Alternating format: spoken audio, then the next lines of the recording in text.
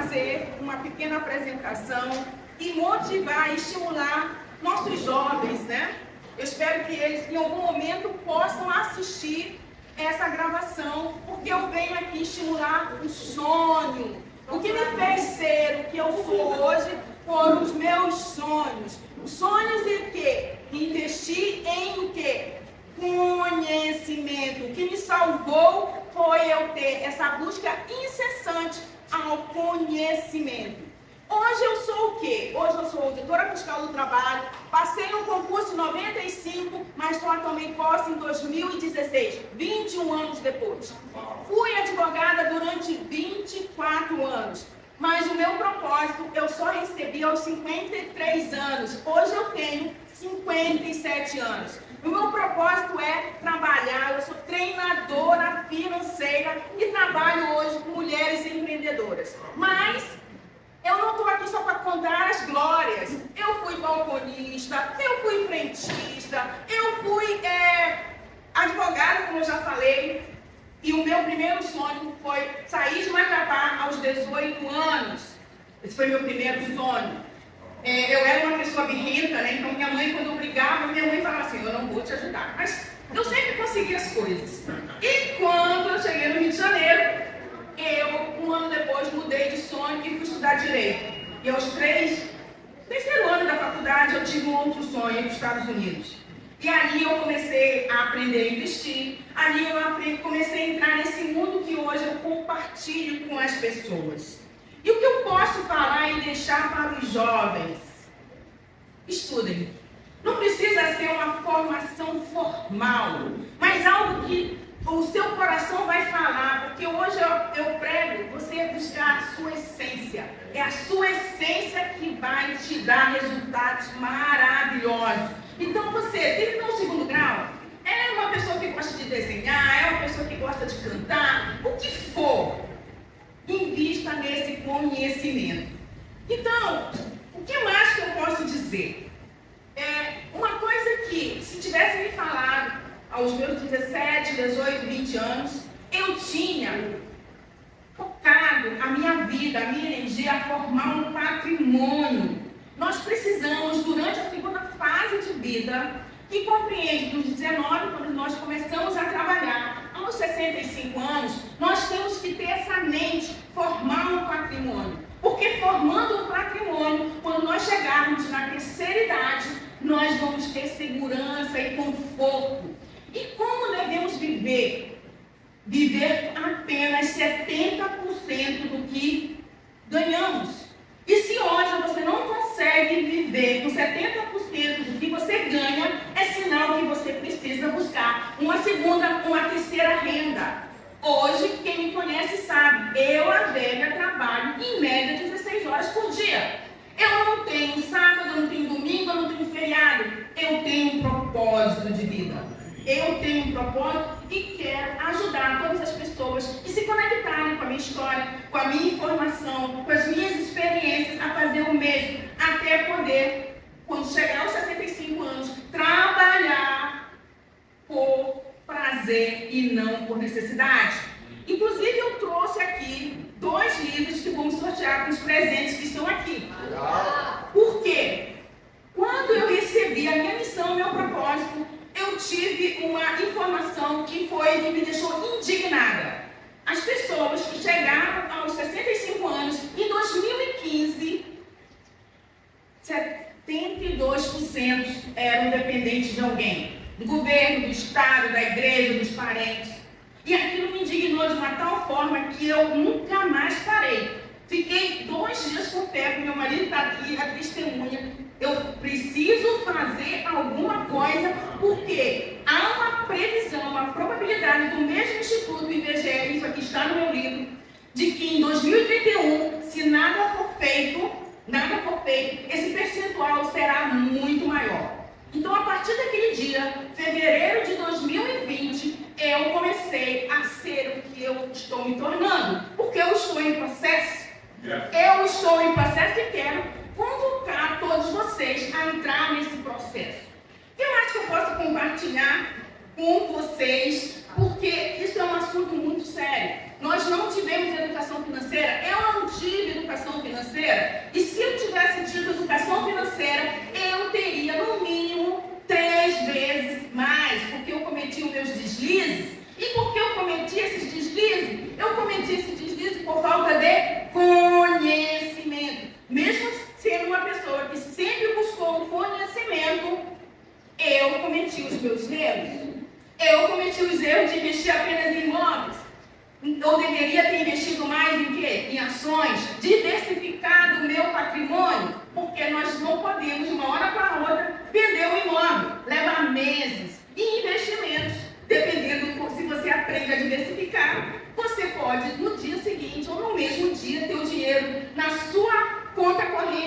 fazer frente às suas necessidades.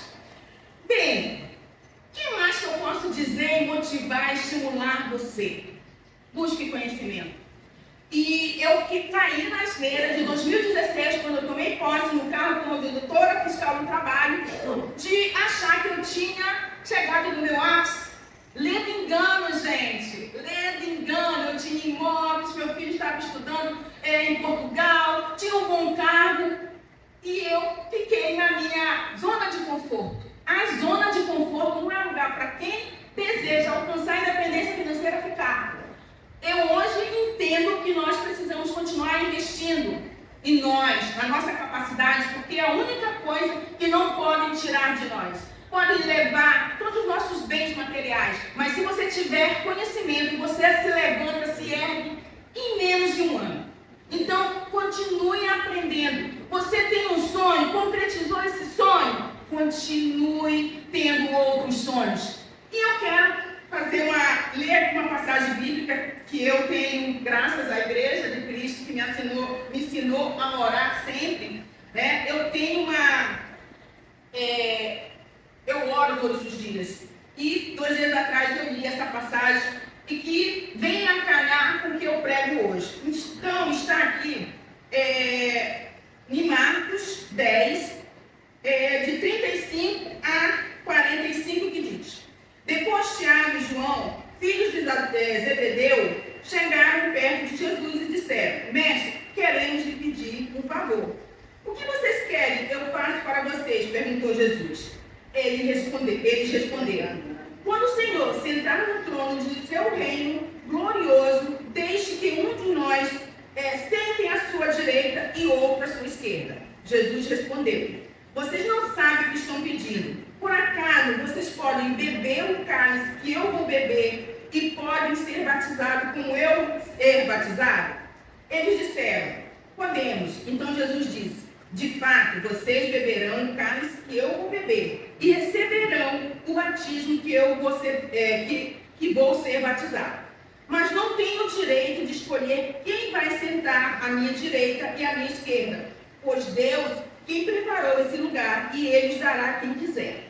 Quando os outros 10 discípulos ouviram isso, começaram a ficar zangados com Tiago e João. Então Jesus chamou todos para perto de si e disse: Como vocês sabem, os governadores dos povos pagarão, têm autoridade sobre eles e mandam deles. E essa é a parte que me tocou, porque compartilho com isso. Mas entre vocês não pode ser assim. Amém. Pelo contrário, quem quiser ser importante, que sirva os outros. Amém. E quem quiser ser o primeiro, que seja o escravo de todos. Porque até o Filho do Homem não veio ser servido, mas para servir e dar sua vida para salvar muita gente. Amém. Então, nós não temos o direito de receber informação e conhecimento. Em fevereiro de 2020, eu já tinha a minha vida direcionada. Eu sabia que eu, meu esposo e meu filho teríamos uma terceira idade com dignidade, porque nós trabalhamos de forma inconsciente, porque até aquele momento nós não tínhamos todos os conhecimentos que eu tenho hoje. Mas eu me levantei e me posicionei, porque nós temos o dever de aprender e compartilhar e servir. E hoje eu quero estimular vocês. A minha missão como treinadora financeira é falar sobre dinheiro. E dinheiro serve para realizar meus sonhos, realizar os sonhos das pessoas que eu acho importantes e também ajudar todas as pessoas que se conectarem comigo a também se levantar. E dinheiro é energia. Dinheiro serve para transbordar na vida das pessoas. Nós precisamos parar com essa ideia de que dinheiro é coisa ruim. Dinheiro não é coisa ruim. Dinheiro foi uma coisa que foi criada por Deus para que nós possamos transbordar na vida de outras pessoas. Então eu trabalho com isso para desmistificar a ideia de que implantaram na nossa cabeça que dinheiro é coisa ruim. E por que nós temos essa ideia de que coisas ruins? Eu fui criada na época de novela. E de época de novela, o que acontece? O bonzinho é o pobre e o mal é a pessoa que tem dinheiro. E isso fica no nosso inconsciente.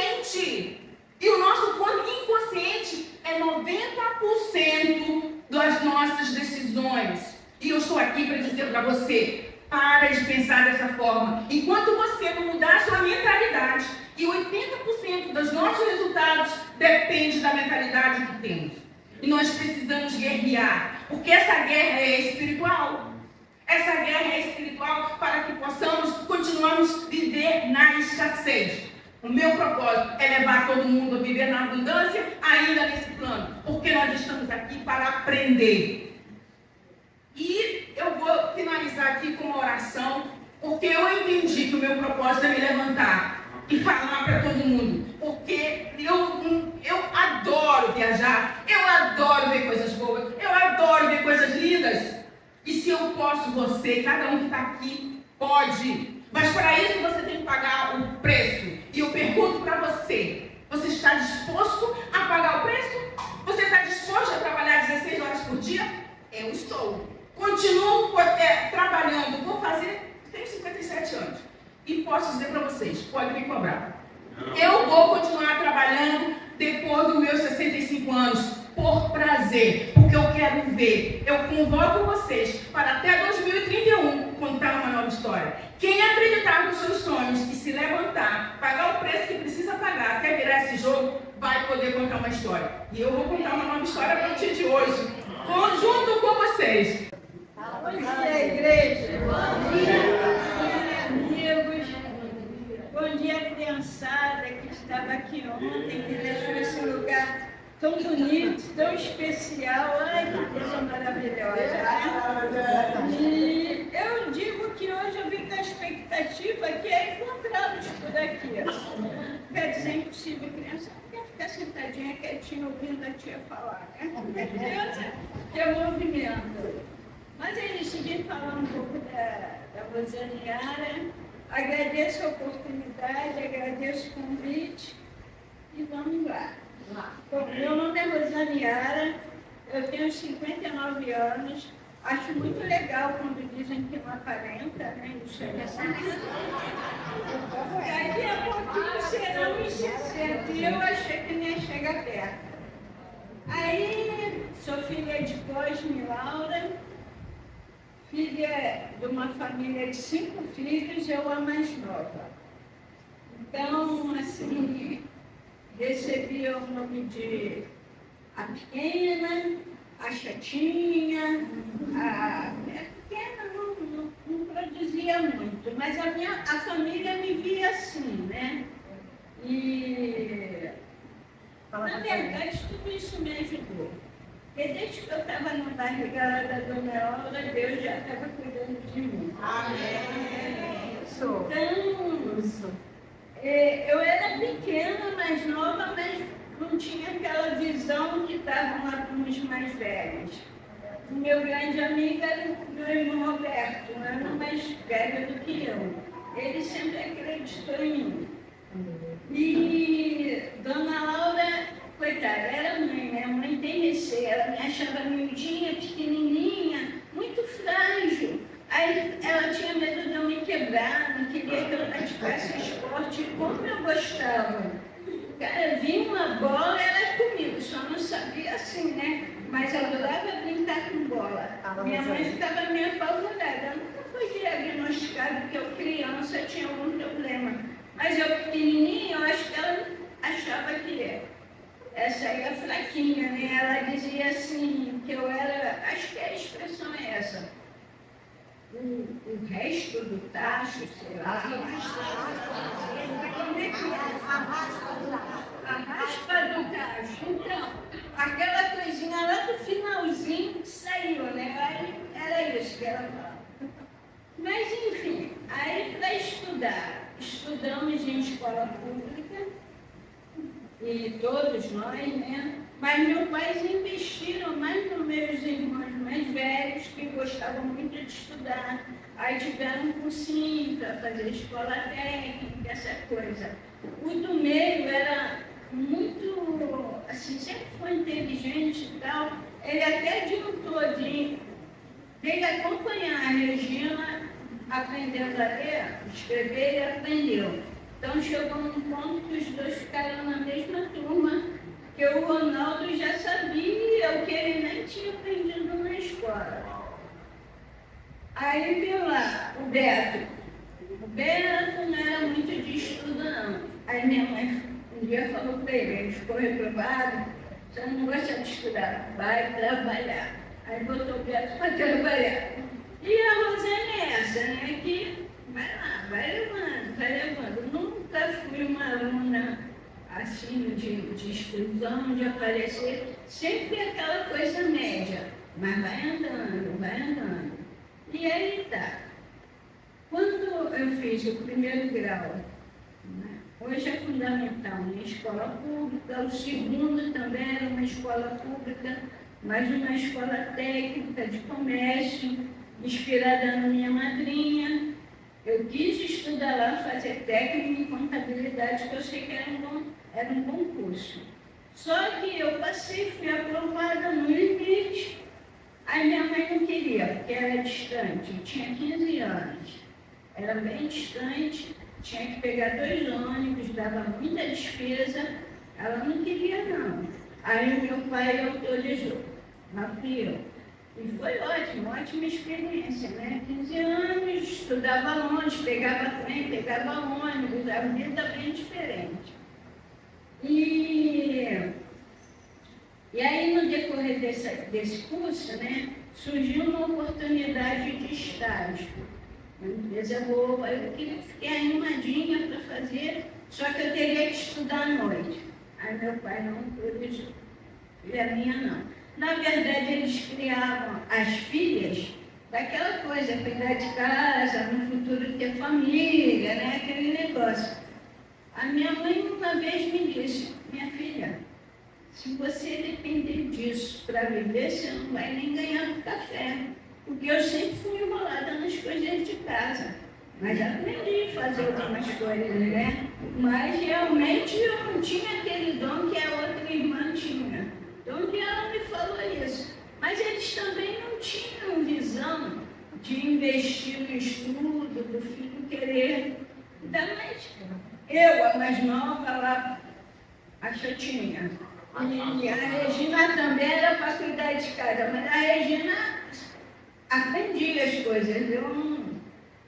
Aí, enfim, fui lá fazer esse curso, terminei naquela época, era ensino segundo grau, hoje é ensino médio, né? Fez aquele curso de contabilidade, cheio de expectativa, e na hora de trabalhar? Está começando, né? Vamos efetivamente aprender a trabalhar. Aí eu quis ser auxiliar de escritório, auxiliar de contabilidade, fui aprendendo.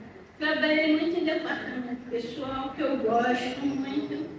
E aí até que eu fui contratada por uma empresa de informática para ser técnica em contabilidade e ter um trabalho mais amplo, né? E ali já tinha uma condição melhor.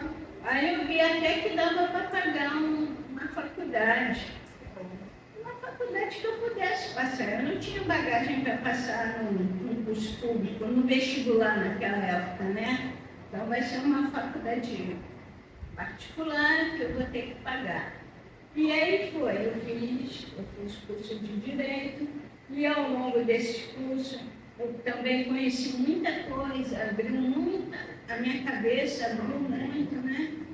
E estagiei lá na própria faculdade, como também na Procuradoria do Trabalho, que era tudo que eu gostava, né? Essa área. Aí, eu trabalhava nessa empresa de informática e tempo para estagiar. Trabalhava o dia inteiro. Aí eu fui ver um outro emprego, consegui, um amigo, até uma pessoa que trabalhava lá, mas tinha uma empresa. Aí eu ia trabalhar num horário reduzido, que ia dar para estagiar. Quando eu fui pedir a demissão na empresa, já achando que eu ia embora, aí o diretor falou assim, não, a gente não quer que você saia. A gente não quer, vamos te ajudar. Quais os dias que você precisa? Terça e quinta, lá na Procuradoria, até horário. Rosane, faça aí a composição do teu horário para que dê para você fazer o estágio e tal. Aí eu comecei a pegar 7 horas da manhã, ao invés de 2 horas de almoço, eu tinha meia hora saía um pouquinho mais tarde, às vezes até atrasava o ingresso na faculdade, né? Mas olha só que oportunidade eles me deram, que causou uma situação chata com os colegas, que eles não entendiam. Eles só viam que terça, quinta, à tarde eu não estava lá. Às 7 horas da manhã eu chegava lá. Aí os diretores começaram a me passar coisas da família. Eu fazia, ainda mais em relação a empregados, tinha lá que tinha motorista, babá, empregada e tal, eu tinha que administrar aquilo, tudo bem. E aí eu fiz o estágio. E no decorrer do estágio, né, da faculdade, eu percebi que eu não era mais ser auditor fiscal do trabalho, como uma das atividades da Adélia, né? Eu já busquei interesse na área jurídica. Eu lembro muito daquele filme, não sei se vocês lembram, daquele juiz.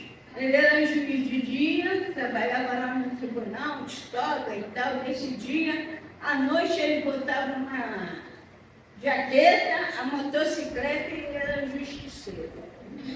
Eu achava aquilo legal. Olha só, um certo tempo, eu falei, puxa, mas que legal, né? Ele faz aquela justiça lá formal, mas ele também tenta resolver de outro jeito. Aí eu descobri que eu queria trabalhar realizando coisas que o juiz decide, mas que ele não vai lá fazer. Né? Ele tem um profissional, uma pessoa que trabalha com ele, que é o oficial de justiça, que exerce essa função. Eu custei a perceber isso, né? Mas quando eu entendi, eu falei, é isso que eu quero. E de fato, hoje em dia, tem gente que fala, ser oficial, realmente, a gente se expõe. Mas foi muito legal o período que eu exerci. Hoje eu achei que iam ter crianças aqui, eu até coloquei como exemplo algumas atividades que eu fazia. Tipo, tinha uma pessoa para comparecer à audiência, né? Prender um homem, pode ser uma mulher também, como eu já vi, que não pagou a pensão. Tem aqui algumas coisas, até que o sujeito que compra carro para de pagar, às vezes tem uma busca do carro, às vezes tem apreensão do carro. E eu não coloquei aqui, até mesmo prender um criminoso, como eu já fiz. Então, expõe, a gente se expõe, mas Deus sempre nos protegeu. Quando até com o pessoal aqui lá em Passacandia, eu fui tirar um pessoal que invadiu terra da Light, eram invasores. Aí Deus fez tão bom que naquele momento na Serra das Araras virou um caminhão de ovos. Então a maioria das pessoas foram para lá, está entendendo? Então, eu consegui realizar a diligência com o apoio da polícia, tinha alguns trabalhadores da Light, mas mata muito rápido, sai suja, arranhada e tal. Aí ficam até o orientador para dar aquele banho de mentirinha, né, para melhorar. Mas, enfim, Deus sempre cuidou. Deus sempre permitiu, sempre com muito respeito. Era uma prisão do pai que não pagou alimentos. Eu confesso que eu ficava assim, chateada. E até, poxa, quem não paga alimentos não liga para o filho. Né? Mas ao mesmo tempo eu aprendia, a família vinha chorosa, eu dava informações como resolver aquilo, a quem procurar, o defensor. Eu só não podia deixar de executar, né? Eu tinha que fazer a minha parte. E muito legal, eu sempre fui muito feliz nessa atividade. Depois eu tive um problema de saúde, que é umas cirurgias aqui na cabeça, e aí eu fui readaptada. Eu parei com esse serviço. Aqui, aí eu vim para o Rio de Janeiro, aqui eu fiz algumas atividades que também eram desgastantes, porque era atuante em algumas autoridades que prejudicavam as crianças, que não dava garantia, e aí eu tinha que ir. A juíza confiava muito em mim, ela que me chamou para trabalhar com ela. Eu ia adaptada, eu não quero ir adaptada porque não vai. Mas eu conseguia desenvolver um trabalho com ela. E é isso. Então, eu, como eu disse, eu achei que as crianças estariam aqui. Estamos aqui. Isso. Então, é ter sonhos mesmo. Pelos meus pais, a Rosaninha ia ficar ali. E eu acreditei. Muitas pessoas me ajudaram. Tem uma irmã nossa, a Tereza, esposa do Alex.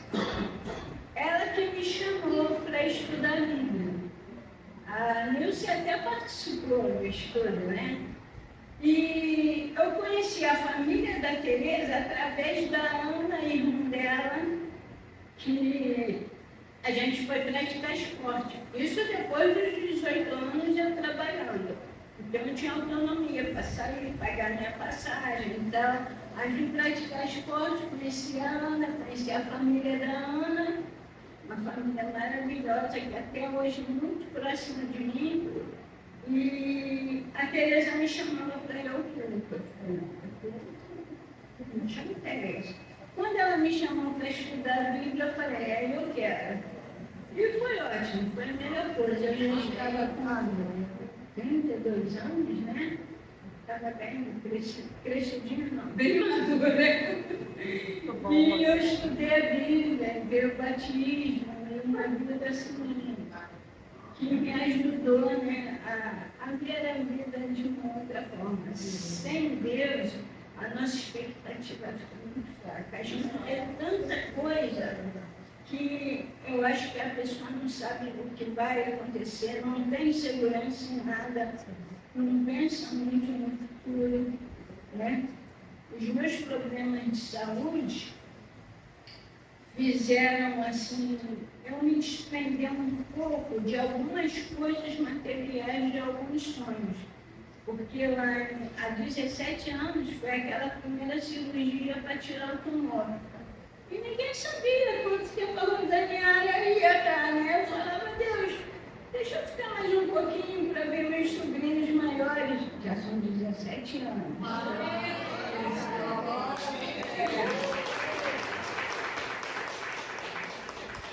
Então, eu depois dessas situações, eu me desprendi um pouco, mas assim, eu tenho que ser um exemplo, eu tenho que cuidar da família, eu tenho que cuidar dos amigos, dos filhos, dos amigos, da família.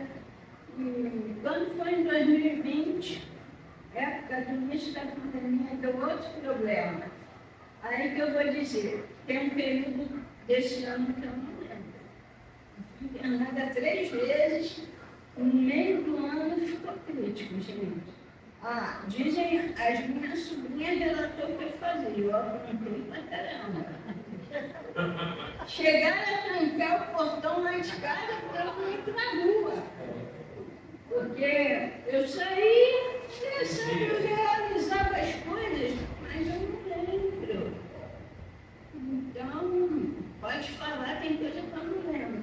Mas Deus estava cuidando, né? Que eu voltei para casa e a minha sobrinha disse que uma vez eu tive alta, chegou lá, não mora aqui não, isso aqui não é minha casa não, olha só, eu falando aqui na minha casa.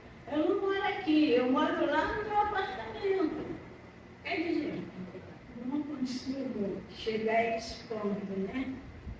E é isso. Quanto à saúde, esta semana aconteceu algo lá, que eu fiquei mal, fui lá para aquele hospital e não entendi muito o que estava acontecendo. No final das contas, todo o protocolo foi feito para AVC. Depois eu tive alta. Realmente me assustou, faz isso, faz aquilo, não sei o que, entra e sai, põe na cabeça, põe não. Estou aqui, graças a Deus. Tem uma escritura de Romanos 8, 28, né? É mais ou menos assim, né? Deus sempre vai cuidar daqueles que nos amam.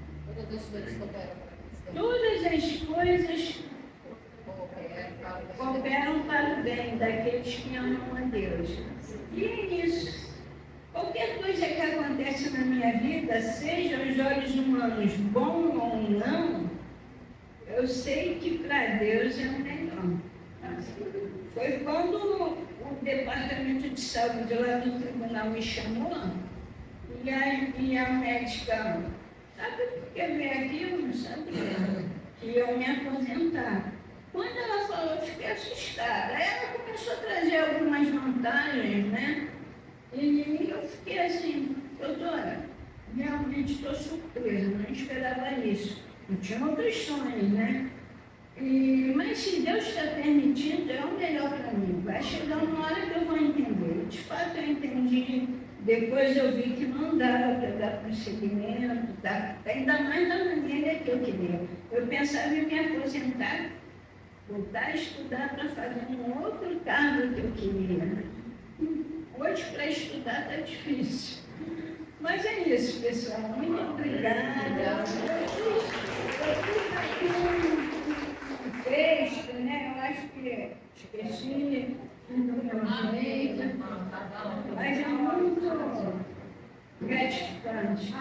Então, obrigada pelo carinho de vocês, obrigada pelos exemplos. Realmente, se eu não atendesse aquele convite da Tereza ou de outras pessoas, lembra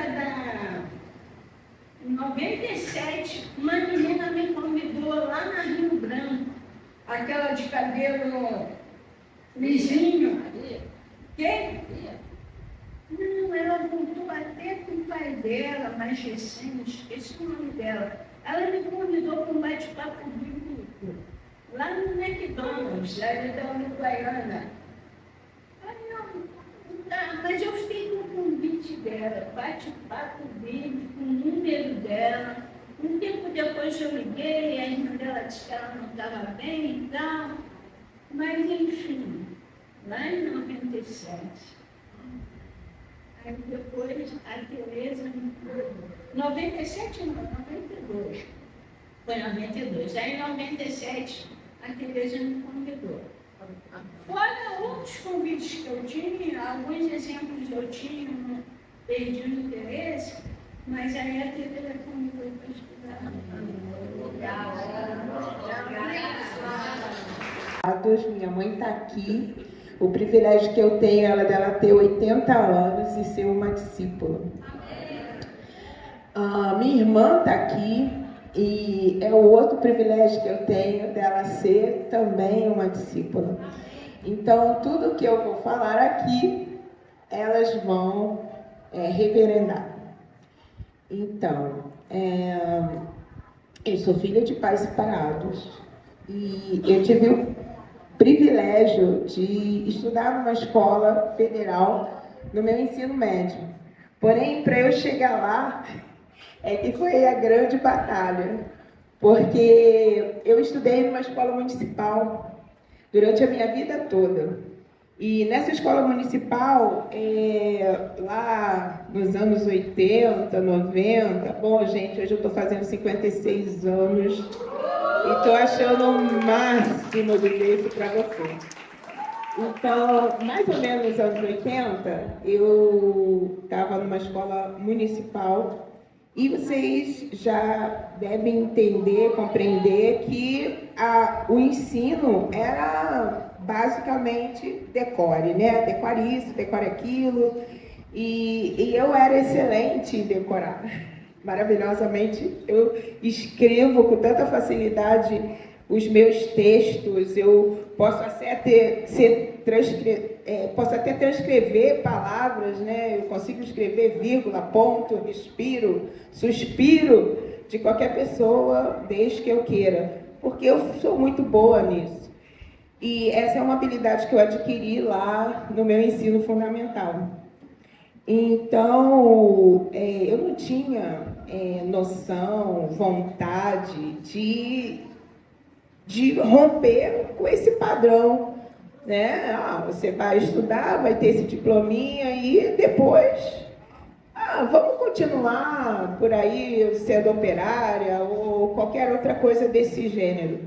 Mas eu comia muito mal e a minha mãe reclamava demais que eu não comia.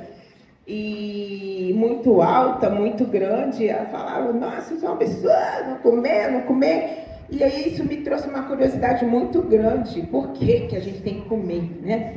E uma amiga da escola, que era assim, uma Letícia, que adora comer livro, ela me animou a tentar a prova de uma escola federal. Vamos tentar? Puxa, eu não queria ir sozinha, tenta comigo, a gente estuda juntos.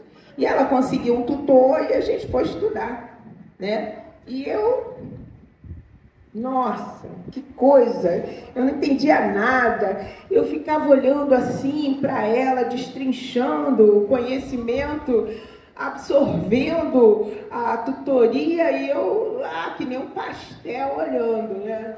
Bom, mas ela era muito generosa, então depois da aula com o tutor, ela sentava comigo para me explicar aquilo que eu não entendia.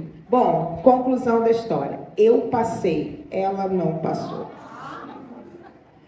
E eu fui para a escola de Química, Escola Federal de Química, um mundo novo, saindo do meu bairro, indo para São Cristóvão de trem, sozinha, eu. E a minha mãe com uma infinita lista de advertências.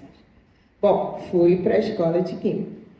Chegando lá, eu descobri que a decoreba não valia nada. Então, foi o festival de zeros para tudo quanto foi lá.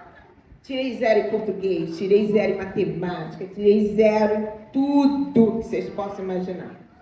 Fui reprovada, lá por semestre, fui reprovada 3 vezes.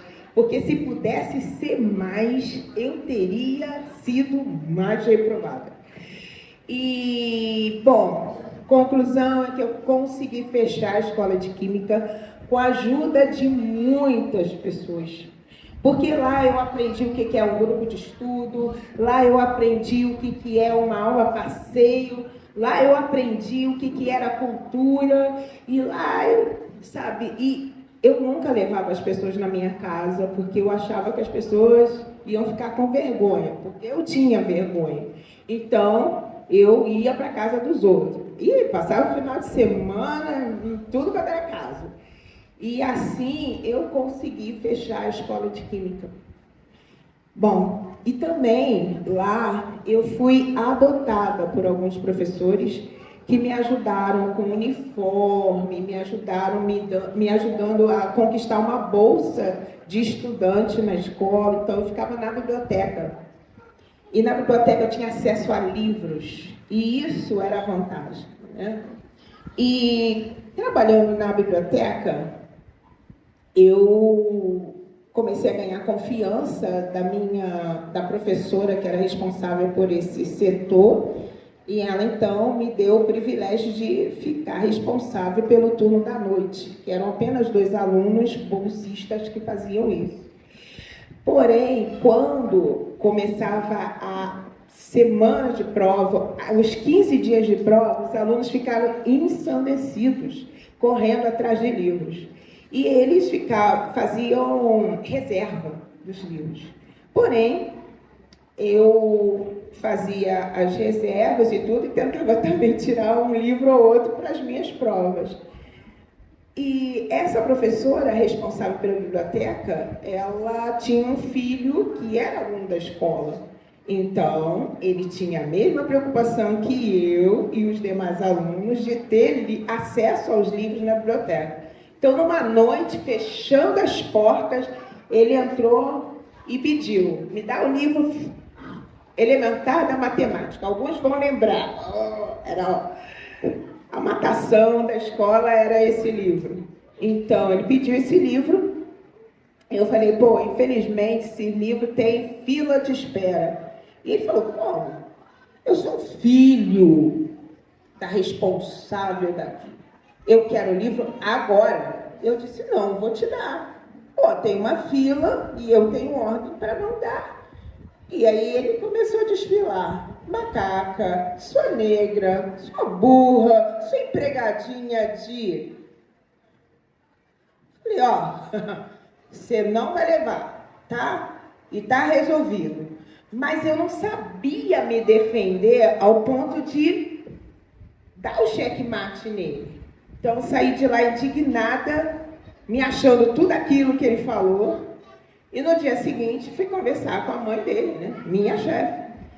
E aí ela convidou ele para conversa, nós conversamos, sendo que ela pediu apenas desculpa, sem nenhuma consideração a mais.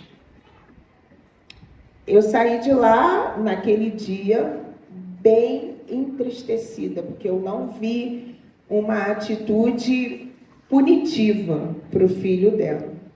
Ela falou, mas da próxima vez você dá para ele, sabe como é que é, né? E eu falei, uai, todas as direções valem para os outros, mas não vale para o seu filho? E eu guardei aquilo por muitos anos.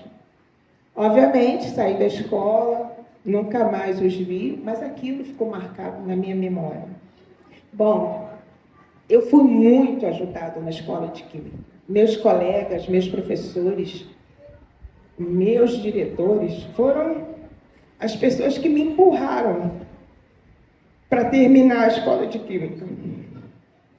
Então, esse projeto, esse lugar, esse programa hoje é reflexo de tudo isso que eu recebi, porque a pessoa que me convidou para ser uma discípula era uma aluna da escola de Química. Eu conheci lá a Bíblia de forma profunda nesse lugar. E hoje é uma satisfação enorme poder dividir com essas crianças aquilo que eu recebi no meu passado. Então, fazer isso, estar com elas, suportar calor como o de hoje, é muito especial para mim. E por isso que a Lawanda hoje vem aqui falar para vocês do que nós vivemos juntos.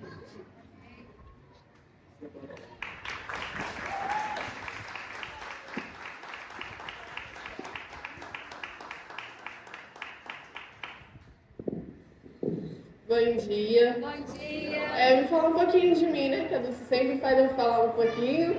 A melhor oportunidade que ela me vê, ela já faz eu falar.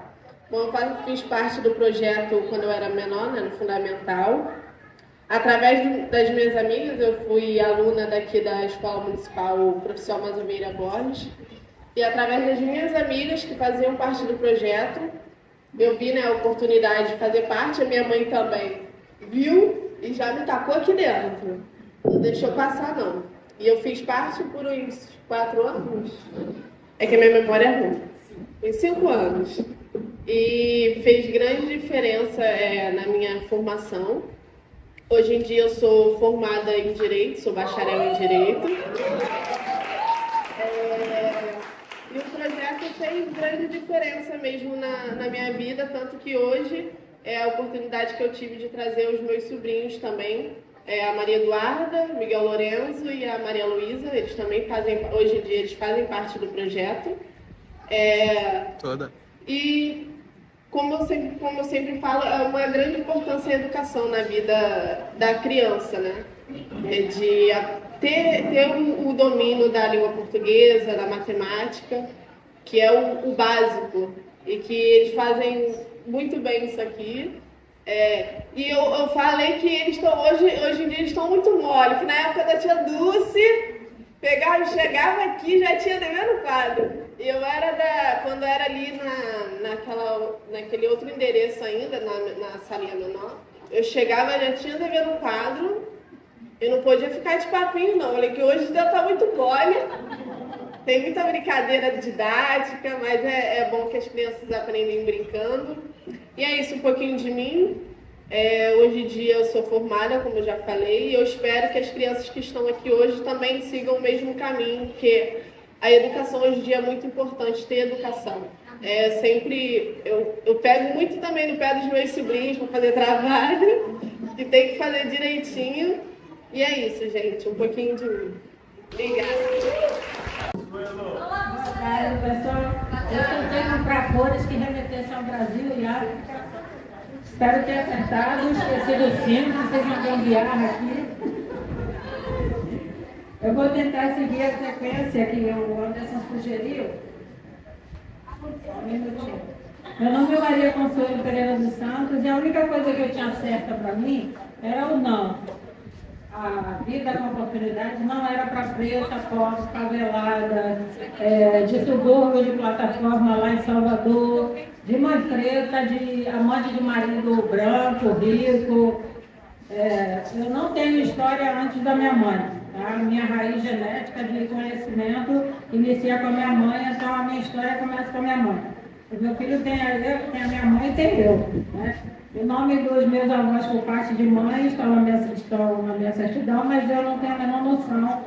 Houve um apagamento realmente e eu fico maravilhada quando eu vejo pai, mãe, tio, avó. Inclusive eu já até pego elas para mim também, falo que é nossa mãe, não é nossa mãe. Nossa mãe da Glória ali, inclusive eu vou para lá, estou agradecida. Né? Eu vou tentar seguir aqui. Quero parabenizar todos que tiveram a condição e o comprometimento de permanecer aqui nesse calor, mas eu acho que vocês perceberam que é um calor de muita honra. Um dia de caos desse, de fervor, Deus trouxe coisas fervorosas para animar o coração da gente. Eu quero aqui de pronto agradecer muito a Wanda. Eu comprei minha casa em 1994, ela era minha vizinha. Foi através dela que eu vim para conhecer a congregação. Eu tinha muita sede de Deus e eu achava lindo ela, o marido e os filhos, um embaixo, um em cima, um no meio, agarrados, indo com mala para a igreja. Toda vez que eles passavam, eu ia olhar. Falava, pô, eu queria tanto isso para mim, porque conhecer Deus depois dos 30, 40 é um período de muito sofrimento. Eu queria muito ter conhecido antes, mas eu acho que o tempo dele é o que é certo, não é o nosso. Não. Então eu vou seguir mais ou menos o que o Anderson falou aqui. Ele sugeriu e eu tentei. Então assim, Angélica, parabéns. Compartilhando. Na minha infância eu passei por muitas dificuldades.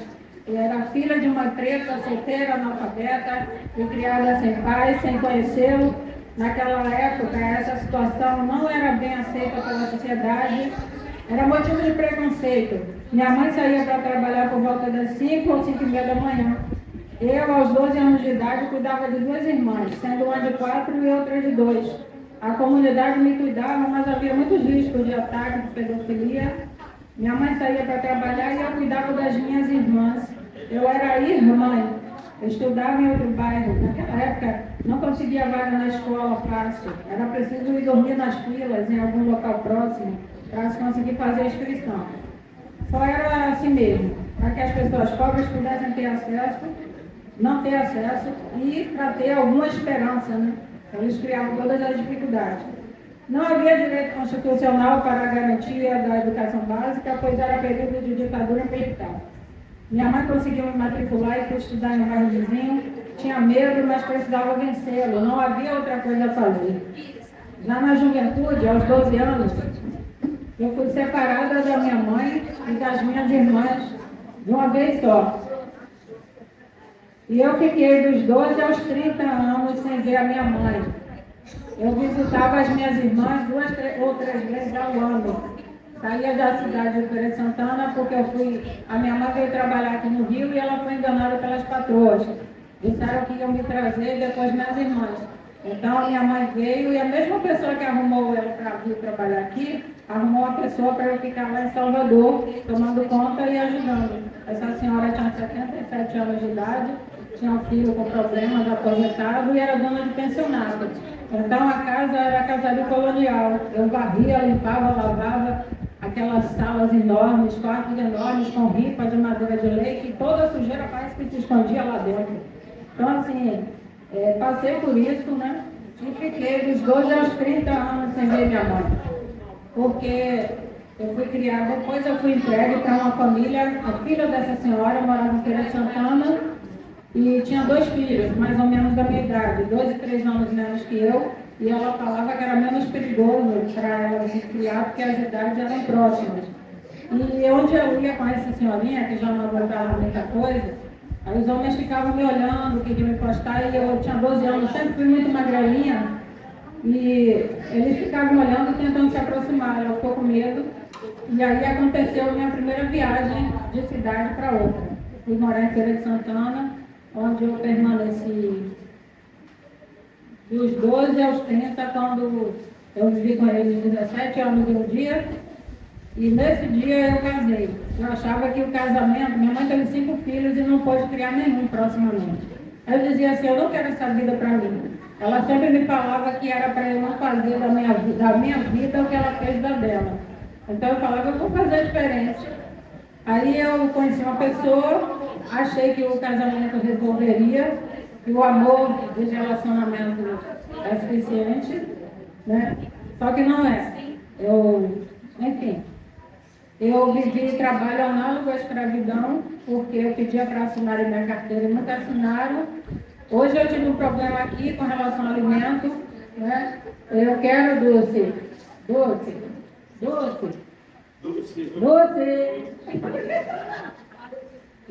Eu quero pedir desculpas pelo transtorno que eu causei com relação ao alimento, porque eu vi todo mundo se refestelando aí, comendo, e eu quieta ali sem comer, passando mal, que ontem eu quase levar no hospital. Mas o que acontece? Eu fui morar, eu passei muita fome quando criança. Aí eu fui morar em Feira de Santana e a minha mãe de criação era baiana casada com libanês. Vocês imaginam o bombardeio de comida que eu sofri? Eu passava fome num canto e era hipercaloria no outro.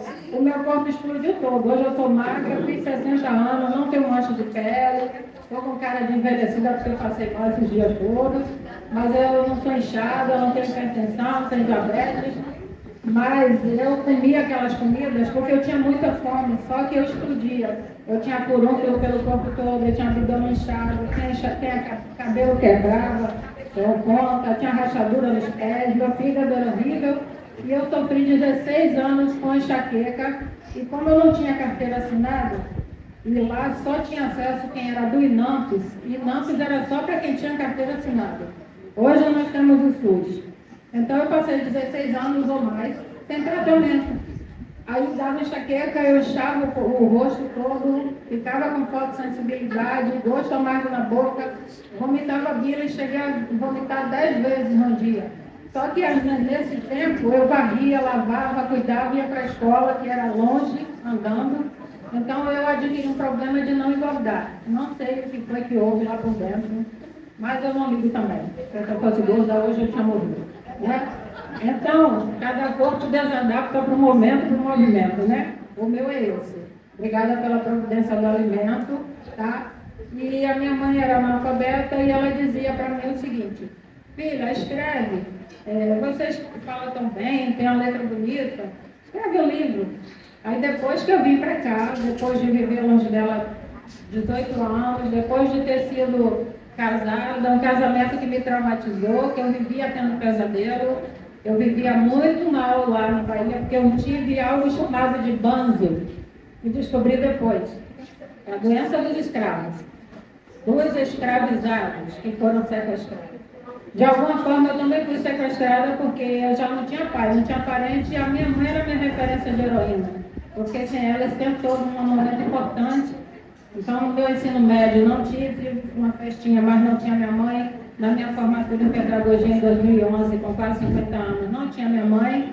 Fui a primeira da universidade, entrar na universidade até hoje. Ela morreu de infarto fulminante em 2008, nos meus braços. Mas eu ainda vivi 14 anos com ela.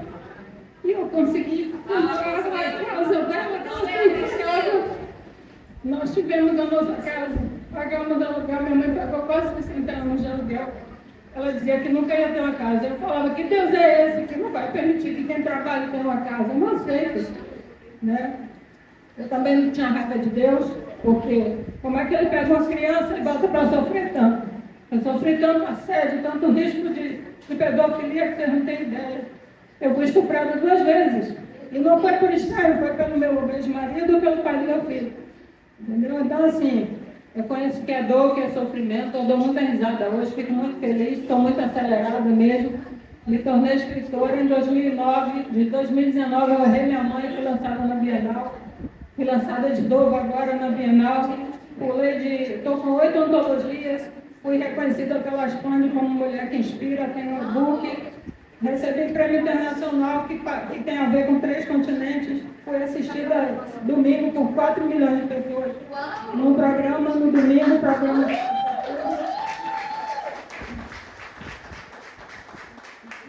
Eu ganhei em 2020 o prêmio Dandara, eu nem tinha noção do que era, 2 meses depois eu fui pesquisar e descobri que a Ruth Luciana também ganhou. Né?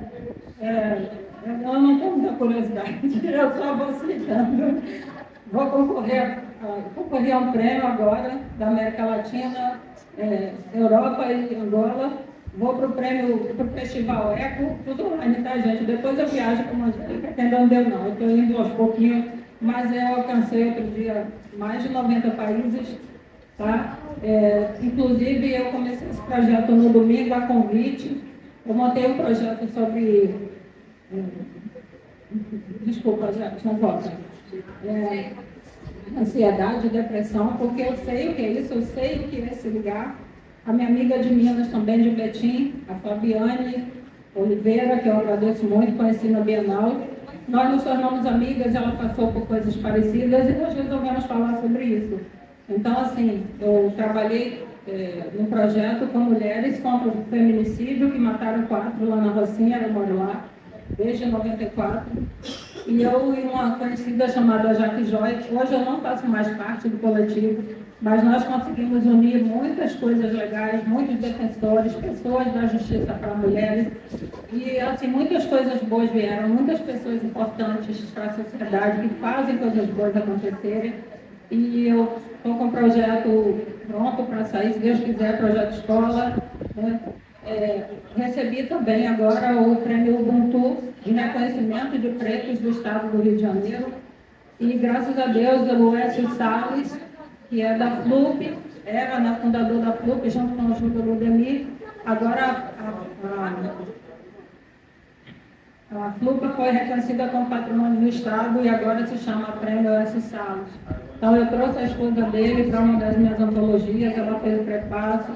Sou amiga da Heloísa Bach de Holanda, que foi para o prefácio do Bruno Black, no projeto Se Tens um Dom Seja. Fui lançada agora com 3 livros diferentes. Tinha uma perspectiva de que ia ser a pior das feiras literárias, né, da Bienal. Tinha essa perspectiva e foi a melhor. Foram 600 mil pessoas, 5 milhões de livros vendidos, e o projeto Se Tens um Dom Seja foi o único que fechou 4 ruas no mesmo dia, ficou intransitável. Tá? Então, também quero agradecer a Kátia Pires Chagas, do Movimento Mundial Mulheres Reais, que foi quem me deu essa oportunidade. Atualmente eu tenho 8 antologias, um e-book do Mulheres que Inspiram da Aspande, eu fui convidada para a 3ª edição. Agora eu estou fechando o projeto Top 10, que eu vou fazer parte das 10 pessoas do estado do Rio de Janeiro, mulheres, e tem 10 homens. Eu fui convidada para fazer essa organização, fui convidada para outra organização do Movimento Mundial Mulheres Reais. Fui reconhecida como uma das mulheres de periferia e favela no livro Se Tens, uma sobe e puxa a outra. Foi um livro internacional, descobri outro dia, tá, gente? E aí nós, enfim, foram muitas conquistas nesse ano. Eu fui também coordenadora do projeto Fortinário para Todos, nas quebradas do estado do Rio de Janeiro. Eu ajudei a coordenar 5 locais diferentes, né, inclusive o INES, Museu do Grafite na Pavuna. Quem quiser depois ver, está no Google Play, né? Foram mais de 2 horas de gravações da Globo. Então eu fui funcionária do Instituto Fortinário também durante 8 meses. Se vai ser, eu volto. Eu conversei lá e vieram com as conversas assim, tá? E eu estou desempregada a partir desse mês, mas olha a minha cara de quem não está nem aí, porque Deus tem mais para me dar. E eu quero deixar 2 escrituras rápidas para vocês que me movem e que eu acho importante essa finalização. Provérbios 4, 13. Sua educação é a sua vida. Guarde-a bem. Então, sejam guardiãs. Mulheres maduras, vão fazer curso, vão estudar. É possível. Estou correndo risco de fazer mestrado. Tem uma pós-graduação aí, a caminho, se arrumar dinheiro, eu vou antes. E não desistam. Tá? O não nós temos para povo preto, pobre, favelado, periférico, com cor, sem cor, com colorismo ou sem colorismo. Tá? Não desistam. Idosos, têm sonhos, vão buscar. Vocês não estão, se tiver de cadeira de roda, tem até Olimpíada. Né? Então, não tem desculpa, gente. Antigamente era porta fechada para tudo. Agora não sabe ler, procura alguém que saiba. Se for da igreja, que eu descobri que tem bastante gente que não sabe. Eu tinha um projeto, quis fazer, mas não deu. Não fiquem esperando, chama alguém dos universitários, cada um pega um dia, uma hora. Não se acomodem, não aceitem o não. Eu fui chamada de macaca, o meu irmão de criação queria se inaugurar comigo, minha porta do quarto não tinha. Meu quarto não tinha porta. E todo dia que eu chegava, ele queria ir lá. Eu tive que entregar ele para levar uma surra, para ele poder me deixar em paz. Então, assim, a perturbação vem, o mundo já não é maligno, mas Deus deixou o povo separado aqui nesse caos, que somos nós. E o outro é Provérbios 4:23. Tenha cuidado com o que você pensa, pois a sua vida é dirigida pelos seus pensamentos. Então, vamos pegar o carro, aprender a dirigir, vamos para boas escolas, autoescolas. Obrigada.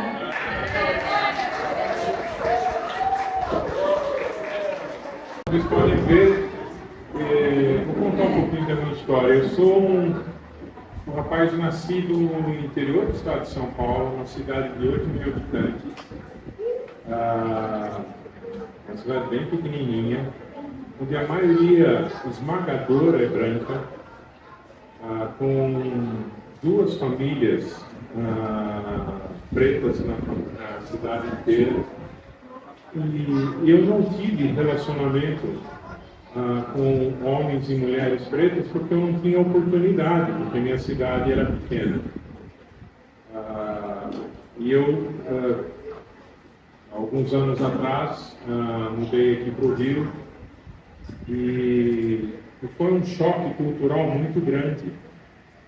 E eu percebi quanto preconceito existia dentro de mim.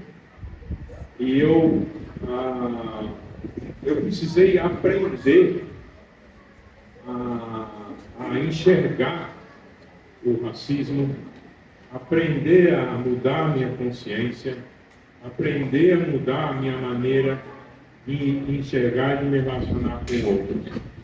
Então, eu sou tão grato porque eu convivo num grupo de irmãos, de amigos, de amigas, onde a maioria são pretos e pretas, e eles têm me ensinado não apenas a vencer o racismo, mas têm me ensinado a viver, têm me ensinado a ser grato, têm me ensinado a enxergar o outro com um olhar que eu nunca tive. Então, como branco, tem sido uma honra e um privilégio para mim desconstruir a minha cultura, desconstruir meus valores e construir valores cristãos. A Bíblia diz, quando a gente faz acepção de pessoas, seja por qualquer coisa, seja pela cor da pele, seja pelo estado social, seja o lugar que você mora, seja pelo sotaque que você tem, seja até porque alguns é vascaínos e eu sou flamenguista.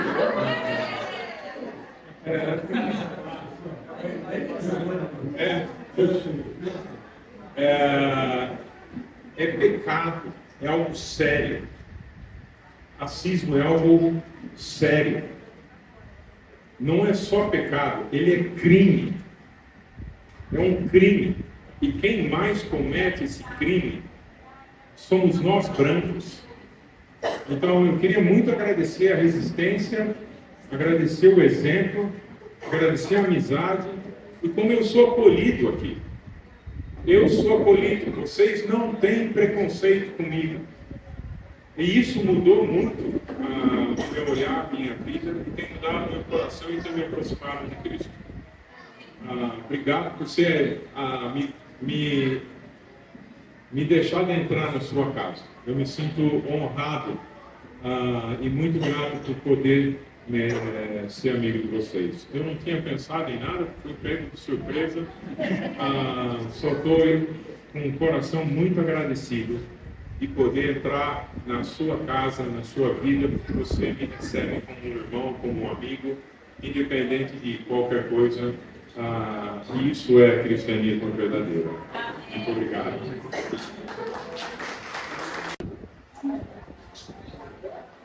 Boa tarde para todos. Meu nome é Rosa Ventura. Eu tenho 50 anos. Tenho 3 filhos negros lindos. E eu não estou mentindo. Tenho o Max Luther, tem 22 anos. Tenho 25 anos. Tenho a Naide, que tem 22. E tenho a Nayara, que vocês já conhecem, que tem 20. Antes de conhecer a igreja, eu era passista de várias escolas de samba. Sempre amei esse mundo. E uma vez eu estava voltando de um ensaio da Estácio de Sá, de passista, com os penachos, saltos e tudo mais, os brilhos. Aí eu encontrei a Vera pelo caminho, Vera do Ribamar. Aí ela falou para mim assim, quero te fazer um convite. Aí eu olhei para ela assim, e falei, ai meu Deus. Aí ela me deu um convite bem pequenininho. E ela falou, é para uma reunião para você ter amizade com Cristo. Eu falei, mas eu não tenho amizade com Cristo não. Ela falou, não, você vai ter. Aí me deu o convite, eu levei para casa. Era lá em Madureira. Eu peguei o convite e guardei, botei assim na geladeira. Aí no dia seguinte, na época eu namorava com o pai dos meus filhos, a gente morava juntos. Ele chegou com outro convite igualzinho, feito pela Paula Campos. E aí ele falou, nós fomos convidados, vamos, olha para você ver que coincidência. Nós dois convidados, não sei o quê. Eu falei, bora, né? Já que nós fomos. Daí eu fui e fiquei com o desejo de ficar bem escondidinha, né? Falei assim, vou ficar aqui no cantinho. Aí a Paula me chamou para estudar a Bíblia e eu aceitei. Aceitei esse convite há 25 anos atrás. Em uma semana eu tomei a decisão de entregar todas as minhas coroas, minhas faixas, meu dinheiro que eu ganhava para dançar. E decidi servir a Deus, né? Eu acredito que os meus filhos são frutos da minha decisão, né? E eu amo servir a Deus, eu amo estudar a Bíblia com as pessoas, eu amo estudar a Bíblia com os meus filhos, eu amo compartilhar as experiências sobrenaturais que eu tenho com Deus todos os dias, né? Porque você tem uma menina como a Nayara, campeã brasileira, campeã carioca, campeã estadual, sem patrocínio, num lugar onde você é tratado como um lixo. Porque nós pretos, quando entramos no espaço de branco, o espaço de ginástica artística, não é para gente preta. Quando a gente chega lá, as pessoas olham para a gente atravessado. A gente dá bom dia e ninguém responde. Mas a gente está lá, precisamos ter. E eu tenho muita honra de estar nesse espaço, porque só Deus conhece os planos que tem para mim e para minha família. Eu confio somente neles. Onde eu nasci, né? Eu nasci no Morro da Mangueira. Minha avó era descendente de escravizados. E meu avô, um homem português que não sabia nem ler nem escrever. Totalmente analfabeto. Quando eu tinha 12 anos, resolvi que seria psicóloga. Mas na minha família, ninguém tinha estudado além do primário. E eu não conhecia nenhuma psicóloga, nem nunca tinha ido ao consultório de uma. Mas eu li um livro que os psicólogos ajudavam as pessoas a resolverem seus conflitos psicológicos. Então eu quis realizar esse sonho de ajudar pessoas. E para isso eu estudei bastante e consegui passar no Enem, que no meu tempo era 6 terrível. E eu tinha que passar por uma faculdade federal ou estadual, porque eu não tinha recursos, nem meus familiares, para pagar uma faculdade privada.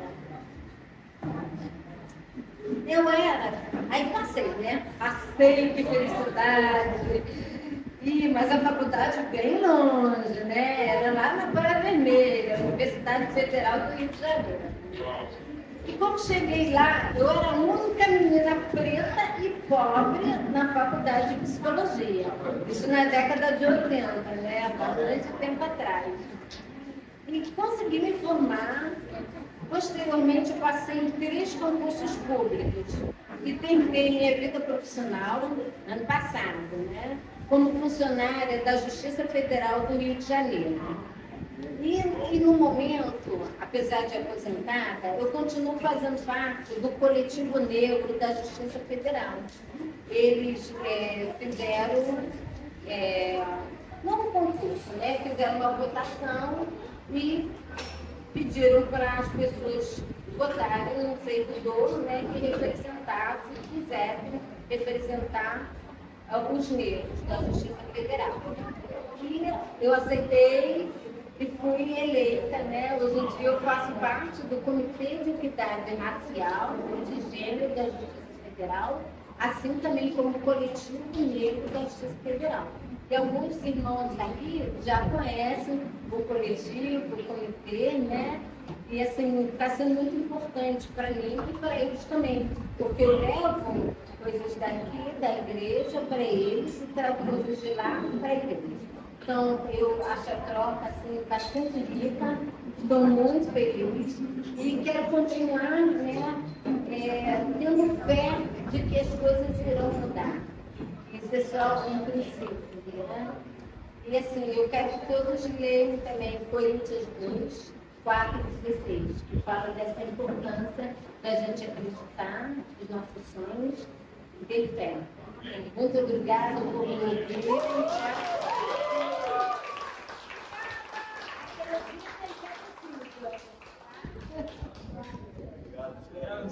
Do Djalma e as outras professoras também que não estão presentes. E eu estou aqui representando uma mãe que eu tenho muito que agradecer esse projeto, que a gente já tem mais de 6 anos juntos, e as minhas filhas amam muito.